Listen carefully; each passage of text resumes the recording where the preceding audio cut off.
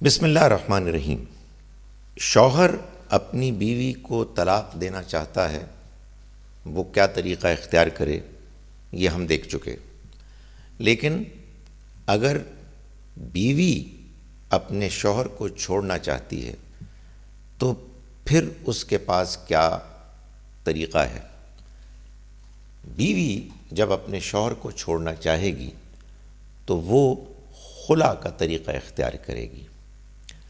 قرآن مجید میں سورہ بقرہ میں اللہ تعالیٰ نے آیت نمبر 237 میں یہ بتایا کہ شوہر وہ ہے کہ جو الذی بیدہ عقدۃ النکاح، جس کے ہاتھ میں نکاح کی ڈوری کا سرا ہے، یعنی وہ ہے کہ جو نکاح کے اس بندھن کو اگر ختم کرنا چاہے کھول کر تو یہ اس کو اختیار دیا گیا ہے، وہ گھر کا سربراہ ہے۔ البتہ اس کا یہ ہرگز مطلب نہیں ہے کہ بیوی اس تعلق کو توڑنے کا کوئی حق نہیں رکھتی۔ وہ اس تعلق سے پیچھے ہٹنے کے لیے شوہر ہی سے کہے گی کہ وہ اس کو طلاق دے۔ اگر شوہر اس کو طلاق دینے پر راضی ہو جائے اس کے کہنے پر تو پھر کوئی معاملہ مشکل نہیں ہوگا۔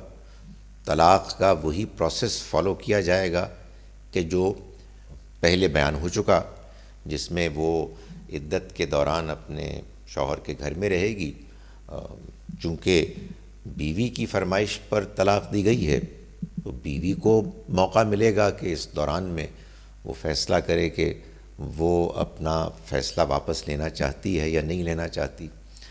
اللہ تعالیٰ نے اس معاملے میں یہ بات بھی کہی ہے کہ شوہر کو اپنی بیوی کو تنگ نہیں کرنا چاہیے، زبردستی نہیں روکنا چاہیے۔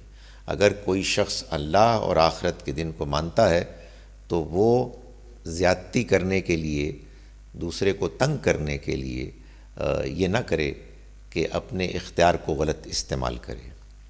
مزید یہ بھی کہا گیا ہے کہ اگر وہ اس سے جدا ہو رہی ہے تو جو کچھ اس نے اس کو دیا ہے وہ سب کچھ اس کو دے کے ودا کرے۔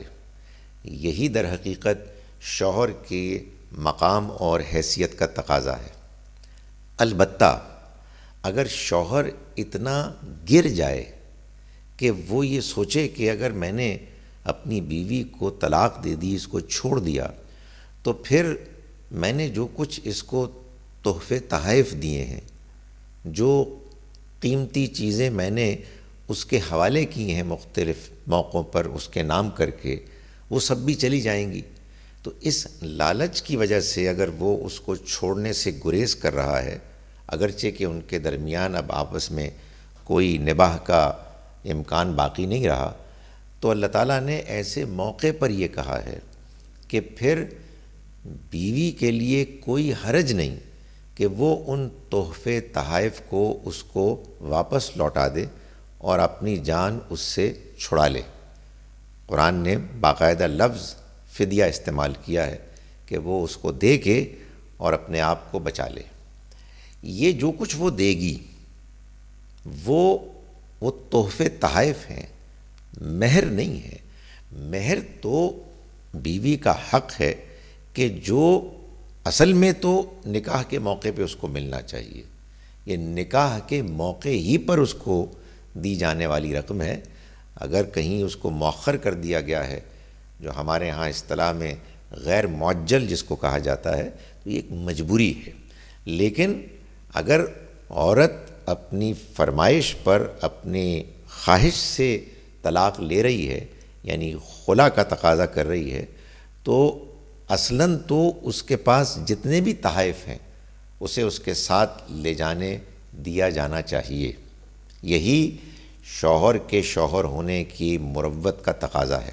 لیکن اگر وہ بغیرت ہو گیا ہے تو پھر اللہ تعالیٰ نے بیوی کو اجازت دی ہے کہ ان تحفوں کو انہیں واپس کرے، لیکن بہرحال مہر اس میں شامل نہیں ہے۔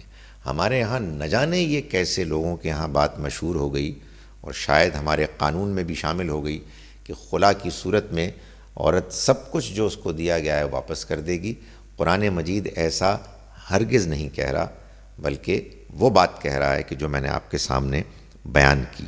یہ آیت نمبر 229 ہے سورہ بقرہ کی۔